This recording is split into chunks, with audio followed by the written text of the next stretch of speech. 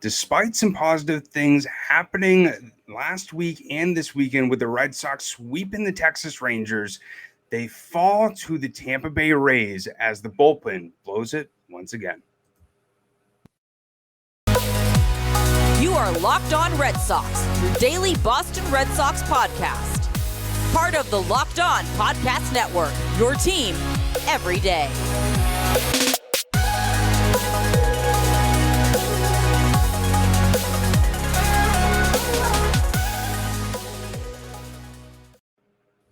I want to welcome you back into a Locked On Red Sox podcast, and thank you so much for making Locked On Red Sox your first listen of every single day. I'm your host, Massachusetts Pirates team insider and WooSox production assistant Jake Ignaszewski, and here as always with NESN's Lauren Willand. But we got a lot to talk about. It was a very positive way for the Red Sox to go about the Texas Rangers series, sweeping them, even though some of those games were a little bit close. But now we got Tristan Casas up. We got Connor Wong up. Some of the future getting ready for 2023. But boy, was it tough to see how everything unfolded on Labor Day against the Tampa Bay Rays. But Lauren, how are you feeling with what you saw against the Rangers, and with some optimism happening with some of the future coming up? Yeah, I talked about this on Monday's episode that it was good to see the Red Sox take advantage of a bad team like the Texas Rangers, a team that they need to beat up on, a team that they need to beat. And it was really good to see that the offense come alive in the first two games. And it was disappointing that they couldn't carry that momentum over into Monday. They had the lead. They let it go in the eighth. It's that bullpen, the Achilles heel all season, most of the season. The offense did struggle a lot at the beginning of the season, but it was really positive to see a really positive weekend for the Red Sox, just to kind of end the long weekend on a sour note. And I think it was really cool to, get a first taste of Tristan Casas as first base. It really showed why, the AAA managers unanimously voted him as the best defensive first baseman. Really nice to see to have some consistent defense over there at the hot corner, and especially being able to, see a little bit of a glimpse of his pregame routine. I've seen it in Worcester, him out there, sunbathing before the game, going out there, walking around in bare feet. But I thought it was pretty interesting to see the reaction, not only from the Red Sox media, but some fans as well. It's funny because Adam Ottavino did something very similar when he was here with the Red Sox. He was, very big into the earthing thing. And I think because when Casas does it, that is a big boy. That is a very large human being. And I think when he does it, it's just like, this is an athlete. This is like, he's just so large. Like that, his size is incredible. And to see how good he can be at first base. We saw in Worcester how good he is at first base and how well he can move. And it's fun to see that kind of routine, because I'm always interested in guys' pregame routine. Is if there's some sort of superstition there, like some play cards, some just don't really have a routine. But Casas likes to go out and just kind of sunbathe, take in the dirt and the earth there. So it's really interesting. And he said he doesn't like caffeine. I don't know how people can live without caffeine, as a caffeine addict myself. So he just takes it all in with the natural earth energy. It's really interesting. And it's fun to see too, just because, like I said, I love seeing those pregame routines, and to see him so composed and very conscious about what he says and who he is and how he does things is also really, really fascinating. Yeah, I don't get the caffeine thing either, but it's really cool, like you mentioned, to see the maturity of a guy like Tristan Casas, who is still very young. And, even though, the first hit was not maybe how he expected, it was a booted ball over there at shortstop. It was nice to see him get that first hit under his belt. And, we saw on Monday some struggles with some calls. We saw a few times not agreeing with some of the strike three calls, ended up striking out looking. I think one of the last ones, he ended up flipping his bat and, thinking that was a walk. And that's something that, happens not only in AAA, but the majors as well. There's going to be some of those inconsistent calls. And, you got to be able to know the zone and also be able to protect, especially in a 3-2 count like that, where we saw what happened on Monday. Yeah, I thought, and more specifically the last time he struck out looking, I thought that was a good pitch. I thought he should have swung at that, and that's part of the growing pains, is becoming a major leaguer and becoming more aware of your plate patience. I think he does have plenty of plate patience. And, we look back at the ump, he said something probably like, was that low? Or like, was that, I don't know what he said, but he walked away, whatever you got to say, we have to say respectfully, so you don't get thrown out. But those are pitches that, you look back and that's something you just have to swing at. And that was very much in the strike zone, his last strike 3 call. But these are things he's going to go through. These are things that everyone, every rookie, every prospect is going to go through, these kinds of growing pains and learning experiences. And it's game 2 for Casas. It's game 2 out of what will probably be a very lengthy career, MLB career for him. So there's going to be strikeouts. He can't hit lefties, and he's going to be fine. It's like I said, it's game 2. There's no need to hit that panic button. It's a great point because, we've already been seeing some people on Red Sox Twitter hitting that panic button. And that's something that really frustrates me because the Casas situation is very similar to Duran last year. Fans were harping all season long. Get Casas up. He's the savior of this team. And we talked about it throughout the season. You can't put the pressure on that type of guy to where you call him up and automatically the Red Sox are a playoff team. You just can't do that for a guy who's that young. Yes, he has the talent, but he's not going to carry a team like the Red Sox. And I hate seeing after 8 up-at-bats fans saying, this isn't what we expected, send him back down to Worcester. Obviously, that's not the whole consensus of Red Sox Twitter, but it's a small portion of it. And that's something that really frustrates me that fans need to get used to, especially with the new regime of Chaim Bloom, bringing up some of these younger players and, putting them in situations where they really need to develop and learn how to be a major league player is you got to be patient. Rome wasn't built in a day, and you need to be able to allow these guys to go through these struggles, develop, and that's really what developmental stuff is all about. You can't be hitting 1,000 every single game. You got to go through those struggles and be able to understand how to overcome adversity. And I understand why Red Sox fans are impatient and why Boston fans as a whole want instant results. I 100% understand. And they've waited very long for Casas to be called up, and they've waited very long for him to be in a Red Sox uniform. But like I just said, it's game 2. There's going to be learning experiences. There's going to be bad calls, bad plays, pitches he should have swung at, balls he should have got at first base. And it's just, you wanted him here. He's here. He's going to play first base for most of the rest of the season. So he's going to have plenty of reps for the rest of the year. He's going to have a full spring training with the Red Sox, I'd assume. And he's going to just continue to grow and develop. He's 22, 23 years old. And he dealt with that ankle sprain for most of this season. Just let this kid grow into an MLB player. You were patient enough for him to get here. Be patient enough for him to grow into the player we know he's going to grow into.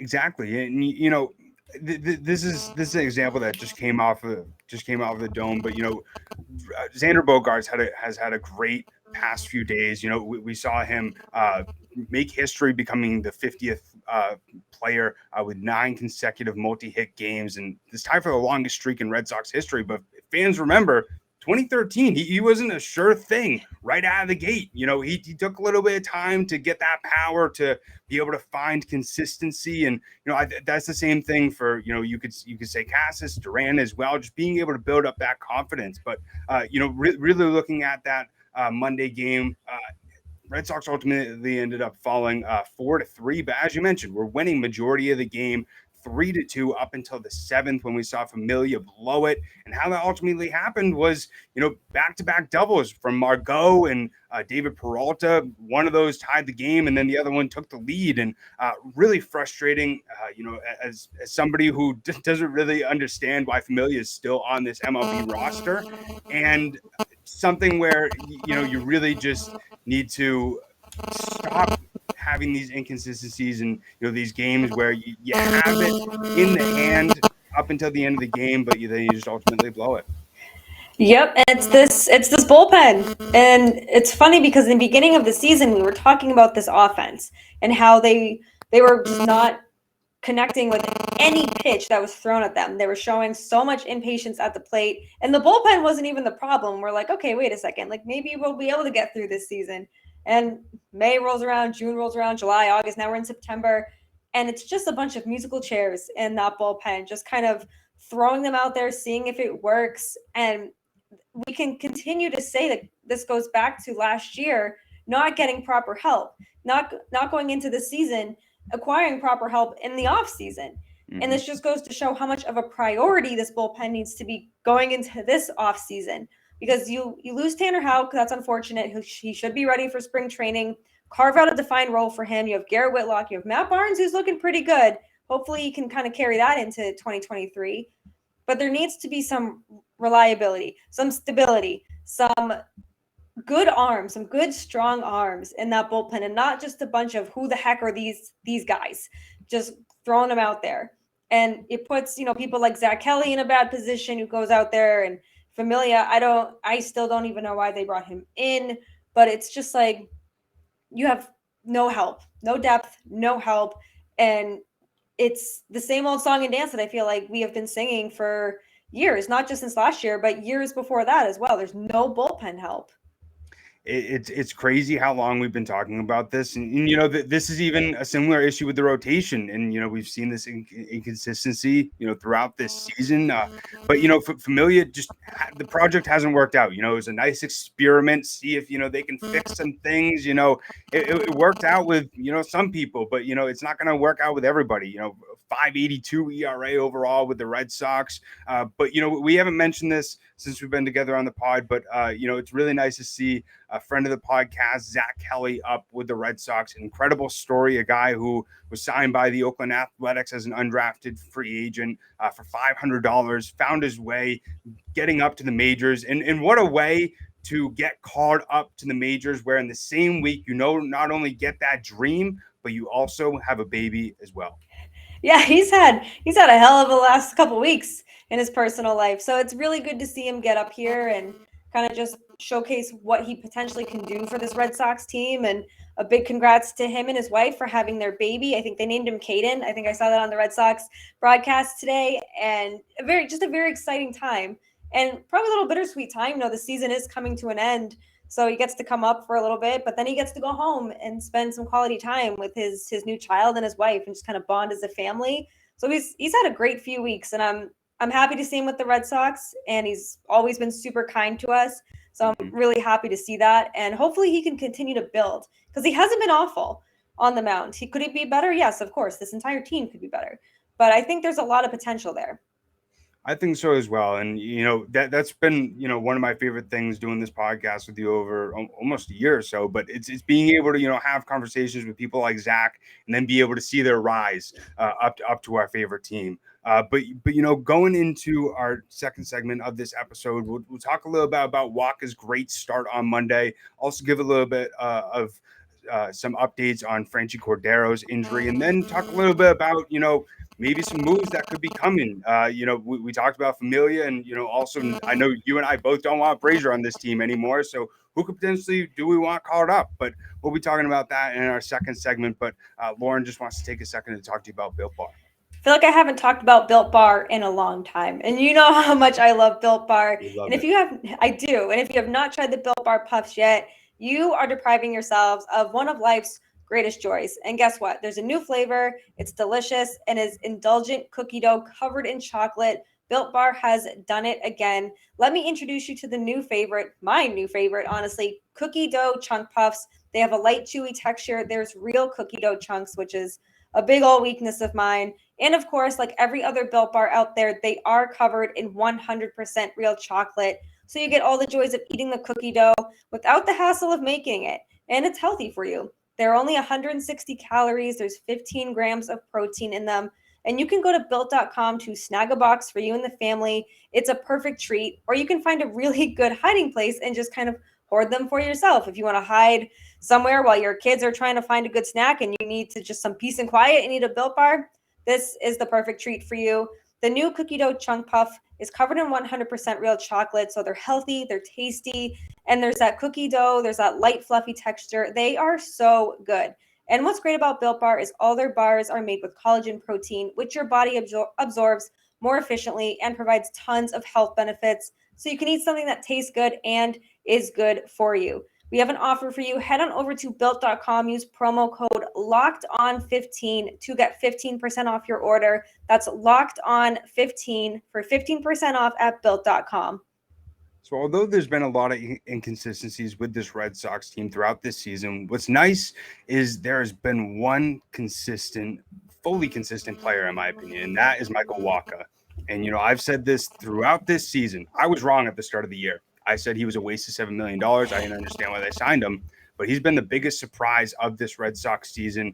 And we really saw it showcased another great outing for him, 6 innings strong on the mound on Monday, continued his dominance and also threw his 1,000th career strikeout. But it's really nice to see a guy like Michael Wacha continuing his consistency on the mound, striking out 7 against the Tampa Bay Rays. And in my mind, I think the Red Sox got to extend him an offer during this offseason. I think 2 years, $30 million in total, perfect. Even if it's $13 to $15 million a year, I think that I would be very happy to see him back in this Red Sox rotation. Yeah, I think they need to find a way to get him back. I know he's expressed interest in wanting to come back, but he's been so consistent for this Red Sox team. I mean, he missed, a month on the injured list, and he was still one of the team's most consistent pitchers. And he's come back since the IL. He has not missed a beat at all. He's picked up right where he's left off. Like I said, he's been consistent, he's been durable, and he's been reliable. And if you told me at the beginning of the season that I was going to be Michael Wacha, who was going to just kind of be not the ace, I don't want to put that title on him, but be the most consistent person in this rotation, I would tell you to go take a hike. I was like, we're not getting 2013 Michael Wacha. No, we're getting better than 2013 Michael Wacha. So it's been really, really fun to see him come into a whole new kind of pitcher and just kind of rebuild himself this year. Will he be this good next year? Who knows? But is he worth an extension and a qualifying offer? 1,000,000% yes. And I think if you offer him $13 million or $14 million, that's doubling his salary that it was this year. And I think that's relatively fair for him. We'll see what he ultimately demands, but I think that is what the Red Sox need to keep on striving for, is finding that consistency in the rotation, so they don't keep on signing guys where we're almost biting off our fingernails, nerve-wracking about if they're actually going to blow up the game or if they're actually going to have a good outing or not. But something that was hard to see out in the outfield on Monday was Franchy Cordero injuring his right ankle. Reported that it was a sprain, but tough to see on a play that he tried to make up against the wall, ended up getting his cleats stuck in the wall and ultimately ended up twisting it a little bit, had to get carted off the field. But I'm really curious to see sort of the moves that the Red Sox make to replace Cordero on the depth chart. I saw a few people saying, will they bring up Duran or Dalbec? Both of those guys, I say no. And despite, Jalen Davis struggling ever since he has been sent down, he's the logical person. But, if in my mind, if the 40-man wasn't in the equation and if that wasn't something that you really had to really think about, Alberto Almonte has been one of the most consistent guys down in Worcester since he has been traded over to the Red Sox and sent down to AAA. And I'm curious to see really what happens with these moves. But, if as I said, if the 40-man was in the equation, Almonte would be my guy. Yeah, that's an interesting choice too. And I think no matter what happens, I think you need to leave Bobby Dalbec and Jan Duran in Worcester. I just think that not even to send a message, but to just get them those consistent reps, figure out if they have a role on this team next year or this year. Neither one of those guys are career AAA players, but I don't think either of them have a future here. So just keep them in AAA, just figure out what comes next. Franchy, it's unfortunate. He definitely misjudged that ball. That wall is really tough. We've seen how many players it's difficult to play out there. And Rob Bradford reported that he was on crutches. He'll get the MRI on Tuesday. Alex Cora was optimistic that he didn't have ligament damage, but even if it is, maybe it's a sprain, hopefully it's not a break. I would assume it's not. I feel like they would know that pretty quick, but it's unfortunate because Franchy is someone who's really easy to root for. He was so likable in Worcester, and he's worked hard at his craft. He's terrible at first base, but he can bring the energy. We've seen it. He can bring the power. But I like the idea of Almonte. I think at this point, with where the season is and where the Red Sox are, what do you have to lose? Like, just bring the guys up who maybe haven't had a chance yet. and just see what you have. See, maybe you can have a little spark to end this season, much like we end Locked On Red Sox on a high note. We want to end the 2022 season on a high note. Exactly. And I think you just got to get rid of Brazier and Familia and call up Frank Herman immediately. Like it, and it's funny because anytime he gets put in the WooSox game, I like literally look to who's ever next to me as I say he should be in Boston right now. There's no reason why they should be wasting him down here in Worcester. I mean, he's just been getting consistent saves, consistent outs, and I think you just really got to see what you have. I mean, same thing with Zach Kelly and Caleb Ward. See what you have. See if there's a possibility for them to fit in next year's bullpen. Is Frank Herman a sure thing in the majors? No. But is Ryan Brazier and Familia giving you any value whatsoever? We've seen it over the last week or so. No. We've seen it all season. Well, with Brazier, we've seen it all season. Familia, we've seen it since he got here. But yeah, I think much like Almonte, like what do you have to lose at this point? Just bring these guys up, see what you have, see if there's maybe a glimpse of a future with these guys, or will they be trade chips for you to maybe get some bullpen help? Will they be the bullpen help? Not Almonte, but will like Herman be a reliable part to this bullpen at some point? Like just yes, the postseason technically, mathematically still is in reach, but it's probably not going to happen. Just see what you have in these guys because you're not hurting them, you're not taking anything away from them. The season in Worcester is almost over. Let's just see. Let's take a little peek-see and see what we have with these guys.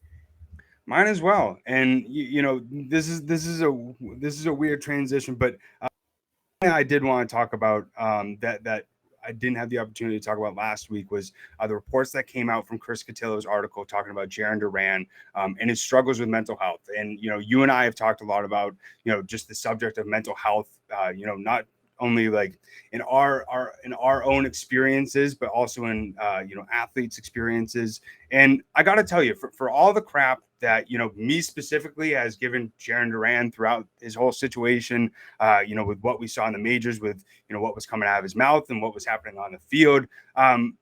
It's nice to see some sort of sense of awareness and a little bit of maturity that he has the awareness. He needs to speak up more and that he needs to talk about, his mental struggles a little bit more. And I thought it was cool to be able to see his vulnerability, to be able to talk about that with a guy like Chris Cotillo, who he knows is probably going to write an article about it. And obviously, he obviously gave Chris permission to be able to write about it if Chris wrote about it, because we know Chris, friend of the program, very respectful person. But I thought it was very interesting to see that side of Jarren Duran. And ever since, we've seen that article come out, ever since I've been in Worcester, even though, the on-field performance hasn't improved, it seems like a very different person. He seems like he's being his true self. He doesn't really care what the outside world thinks, and he's just having fun playing baseball. And at the end of the day, that's what he said at the start of the season that he's trying to get back to.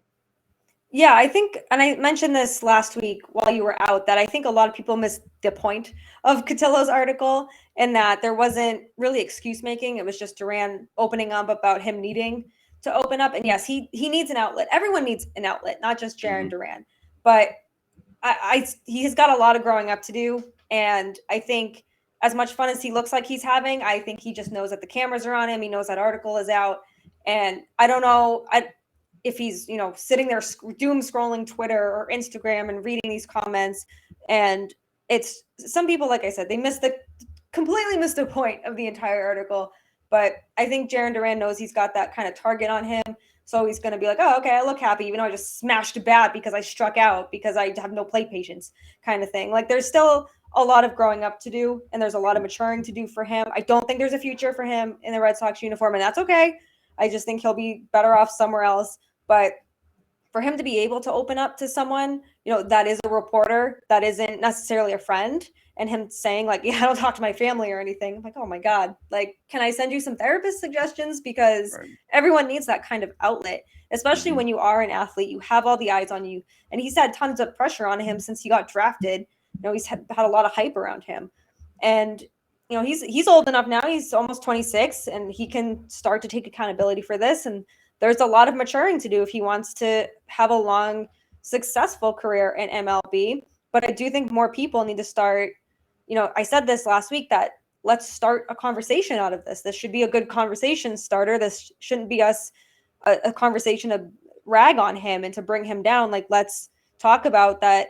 He's not the only one who feels this way. There's plenty of other athletes who don't talk about their mental health, who just keep it to themselves, and they're like, okay, whatever.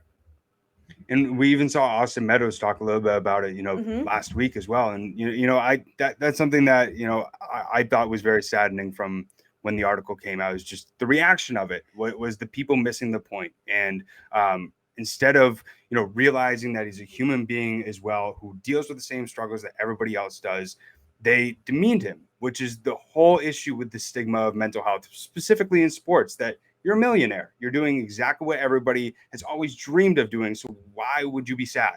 And especially in a market of Boston sports where everybody nitpicks everything that you do, and specifically what he did, I completely get it. And, obviously a lot of the things that, maybe had been hurting his mental health was self-inflicted from what came out of his mouth, what he was doing on the field. But at the same time, we all deal with mental struggles, and being able to really understand that and being able to root for a guy that him as a human being is able to be happy, take the athlete part out of it, just that he's able to be happy and wake up on a daily basis and look in the mirror and love himself at the end of the day is all that really matters at the end of the day. Because that's what we're all striving for. Even if you play on a baseball field or if you talk into a microphone like Lauren and I do, we're all trying to get to that point. And so I think that's why you and I continue to talk about this conversation and try and raise awareness about it, because the more that we talk about it, the less that there's a stigma. Yeah, 100%. And we've talked about this, how that we understand that if it's hard to separate, the athlete from the human, people forget that athletes are human beings because they're paid millions of dollars, they're paid hundreds of thousands of dollars, they're paid to entertain fans. And that's pressure. That's a lot of pressure on them as it is. But because they have all this access to money or they have a successful career doesn't mean that they're immune to mental health struggles. And did Jarren Duran deserve every bit of criticism that he got for his play, for the way he acted? Yes, 100%. Does he deserve to be dragged because he's trying to open up about his struggles? No, he doesn't. Like, we can have empathy for Jarren Duran, the person, and criticism for Jarren Duran, the athlete. It's it's separate. It's always going to be separate. And we need to be able to always separate human from athlete, hold them accountable, criticize them when it's needed, but don't try to drag someone down when they're trying to open up about struggles. There were parts where I'm like, sounds like he's just trying to make excuses, but that doesn't mean he's not struggling. Like, he's still opening up about what he's going through. And if he's not even talking to his teammates or his family, that this is something that he's probably been struggling with for more than just the time he's been with the Red Sox, probably for most of his life. And I think the perfect way to end this is, if you're struggling at all, and try and find those people around you that you can talk to about this, and try and open up, because the worst thing that you can do is keep it in your mind and think that you're the only one who can fix it. Because at the end of the day, there's people who care about you, there's people who love you and want you to be happy at the end of the day. So I think that's the perfect way to end this episode. But as always, we greatly appreciate everybody tuning into the Locked On Red Sox podcast and for making Locked On Red Sox your first listen of every single day. Now make your second listen and go out and check out the ultimate pro football preview of 2022. It's an 8-episode extravaganza to get you ready for the NFL season. The local team experts of the Locked On Podcast Network, plus a betting angle from Lee Sterling of Locked On Bets, and all combining into one ultimate NFL preview. So search the Ultimate Pro Football Preview 2022 on your Odyssey app, YouTube, or wherever you get your podcasts. Also, make sure to follow us over on Twitter. It's LO_Red Sox. Myself on Twitter, it's at Jake Iggy, as well as Lauren. It's La, 3 laws, Lauren with 4 R's. But we greatly appreciate everybody tuning in. As always, we hope that you have a great rest of your day. We'll talk to you tomorrow, and we'll end it how we always end it. Let's go Sox. Peace.